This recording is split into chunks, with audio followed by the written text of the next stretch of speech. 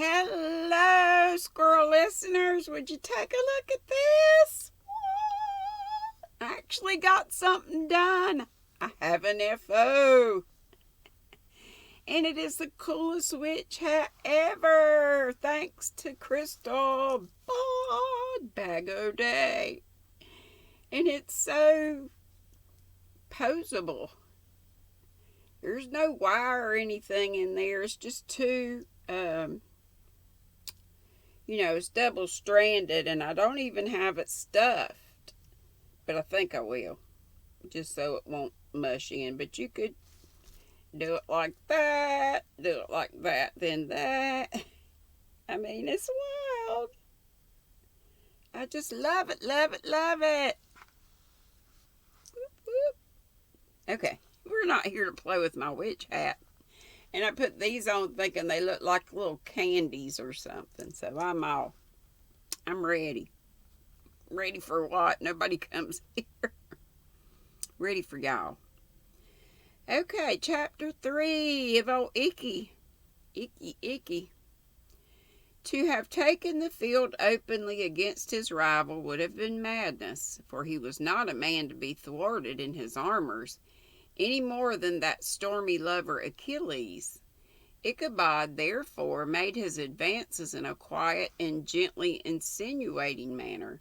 Under cover of his character of singing master, he made frequent visits at the farmhouse. Not that he had anything to apprehend from the meddlesome interference of parents, which is so often a stumbling block in the path of lovers. Bout Van Tassel was an easy, indulgent soul. He loved his daughter better even than his pipe, and like a reasonable man and excellent father, let her have her way in everything. His notable little wife, too, had enough to do to attend to her housekeeping and manage her poultry, for as she sagely observed, ducks and geese are foolish things and must be looked after, but girls can take care of themselves. Katrina's got it made.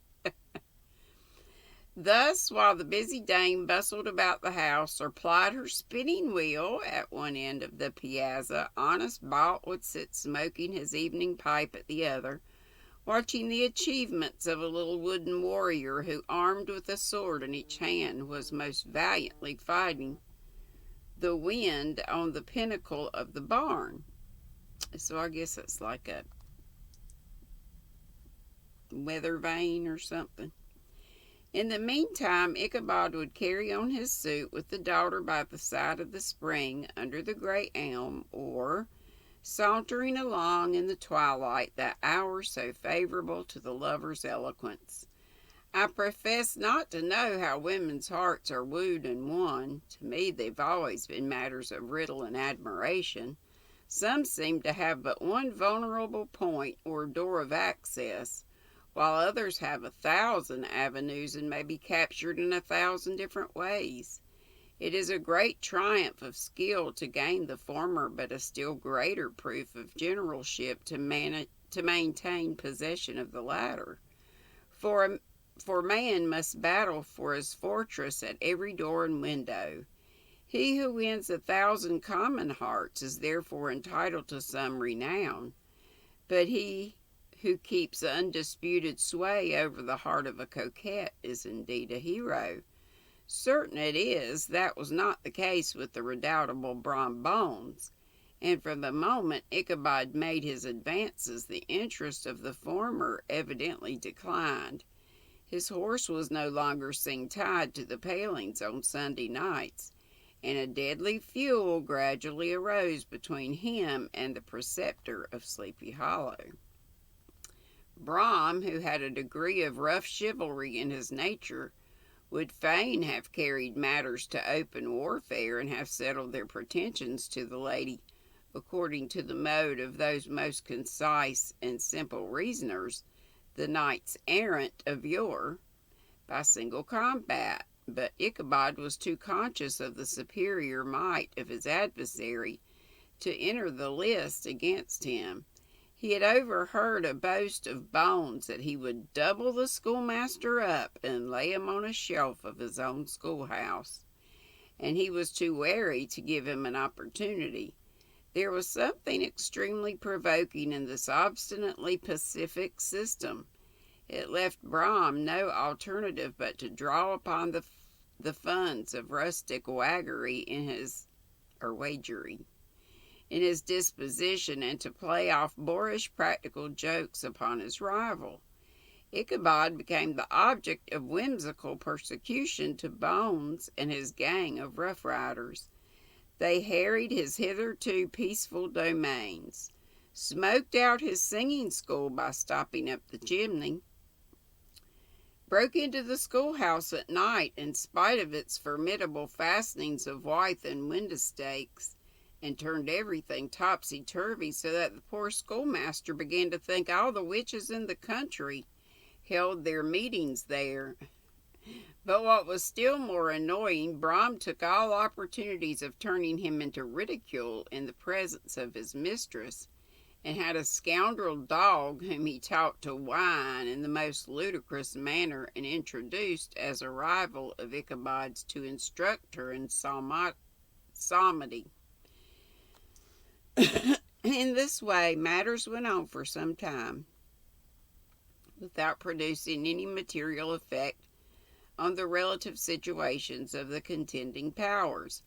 On a fine autumnal afternoon, Ichabod, in a pensive mood, sat enthroned on the lofty stool, from whence he usually watched all the concerns of his literary realm. In his hand he swayed a ferule, that sceptre of despotic power.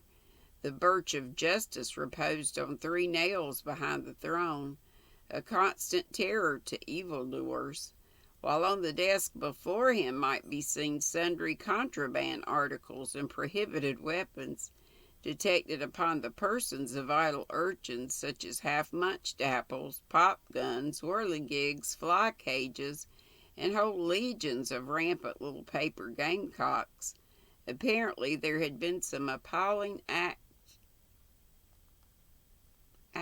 of justice recently inflicted, for his scholars were all busily intent upon their books, or slyly whispering behind them, with one eye kept upon the master, and a kind of buzzing stillness reigned throughout the schoolroom.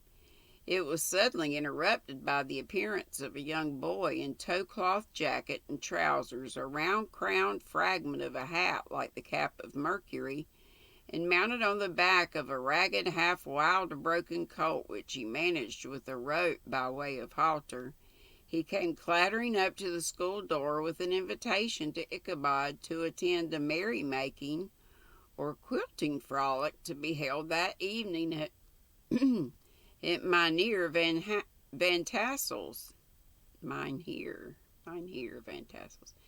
And having delivered his message with that air of importance and effort at fine language which a young boy is apt to display on petty embassies of the kind, he dashed over the brook and was seen scampering away up the hollow, full of importance and hurry of his mission. All was now bustle and hubbub in the late quiet schoolroom. The scholars were hurried through their lessons without stopping at trifles. Those who were nimble skipped over half with impunity, and those who were tardy had a smart application now and then in the rear to quicken their step or help them over a tall word. Books were flung aside without being put away on the shelves, inkstands were overturned, benches thrown down, and the whole school was turned loose, an hour before the usual time, bursting forth like a legion of young imps, yelping and racketing about the green in joy at their early emancipation. Wow, what happened? The gallant Ichabod now spent at least an extra half hour at his toilet, brushing and furbishing up his vest, and indeed only suit of rusty black, and arranging his locks by a bit of broken looking-glass that hung up in the schoolhouse.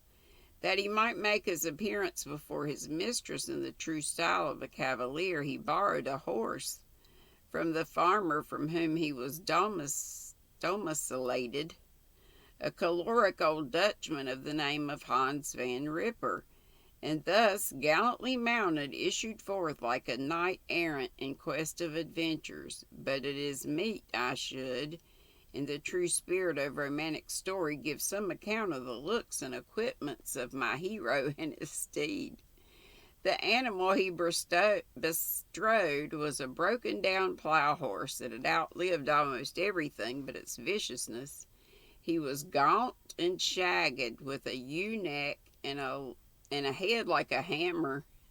His rusty mane and tail were tangled and knotted with burrs. One eye had lost its pupil and was glaring and spectral, but the other had the gleam of a genuine devil in it. Still, he must have had fire and metal in his day, if we may judge from the name he bore of Gunpowder.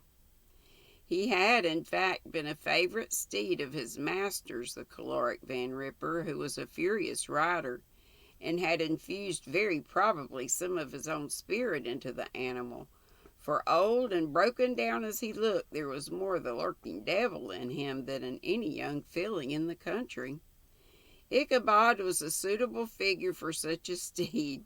He rode with short stirrups which brought his knees nearly up to the pommel of the saddle, like a frog probably. His sharp elbows stuck out like grasshoppers. He carried his whip perpendicularly in his hand like a scepter, and as his horse jogged along, the motion of his arms was not unlike the flapping of a pair of wings. A small wool hat rested on the top of his nose, for so his scanty strip of forehead might be called, and the skirts of his black coat fluttered out almost to the horse's tail. Such was the appearance of Ichabod and his steed as they shambled out the gate of Hans Van Ripper, and it was altogether such an apparition as it seemed to be met with in broad daylight. It was, as I have said, a fine autumnal day. The sky was clear and serene, and nature wore that rich and golden livery which we always associate with the idea of abundance. The forests had put on their sober brown and yellow, while some trees of the tenderer kind had been nipped by the frost into brilliant dyes of orange, purple, and scarlet. Can't wait to see the leaves change. They're starting to around here. Streaming files of wild ducks began to make their appearance high in the air. The bark of the squirrel might be heard from the groves of beech and hickory nuts, and the pensive whistle of the quail at intervals from the neighboring stubble field.